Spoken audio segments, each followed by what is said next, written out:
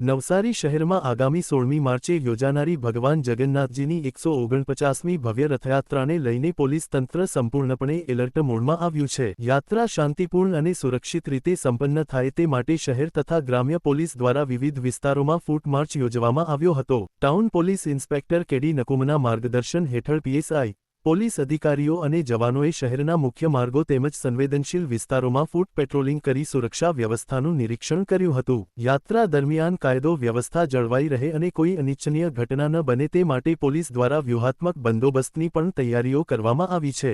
Police તંત્રએ રથયાત્રાના route પર સુરક્ષા વ્યવસ્થા વધુ મજબૂત બનાવવાની સાથે નાગરિકોને શાંતિ અને સૌહાર્દ જાળવવા, ટ્રાફિક નિયમોનું પાલન કરવા તથા કોઈપણ શંકાસ્પદ વ્યક્તિ કે પ્રવૃત્તિ અંગે તાત્કાલિક પોલીસને જાણ કરવાની અપીલ કરી છે। રથયાત્રા નિર્વિઘ્ન અને સૌહાર્દપૂર્ણ વાતાવરણમાં સંપન્ન થાય તે માટે પોલીસ દ્વારા સતત દેખરેખ રાખવામાં આવી રહી છે। આગામી 16 તારીખે જે શોભાયાત્રા નીકળવાની છે ભગવાન જગન્નાથજીની, એના અનુસંધાને હાલમાં નવસારી પોલીસ ખાસ કરીને ટાઉન પોલીસ દ્વારા શહેર વિસ્તારમાં જે રૂટ છે એની ઉપર રૂટ માર્ચ કરવામાં આવી રહ્યો છે।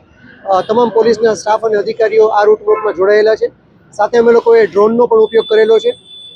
ખાસ કરીને આ જે રૂટ માર્ચ છે એની અંદર ડ્રોનની સાથે સાથે રૂટ ઉપરના જે HSMCR છે કે જે લોકોના નામ પોલીસ ચોપડે નોંધાયેલા છે તેઓની પણ પૂછપરછ કરી તેઓ લોકોની પ્રવૃત્તિ પણ અમે જાણી રહ્યા છીએ। સાથે સાથે જે રથયાત્રાના રૂટ ઉપર મંદિર આવેલા છે એ ટ્રસ્ટીઓને પણ અમે સાથે રાખીને તે લોકોને કોઈ મુશ્કેલી હોય કે જેમાં અમે મદદરૂપ થઈ શકીએ એ બાબતે પ્રશ્નોનું નિરાકરણ કરવાની કોશિશ પણ કરી રહ્યા છીએ।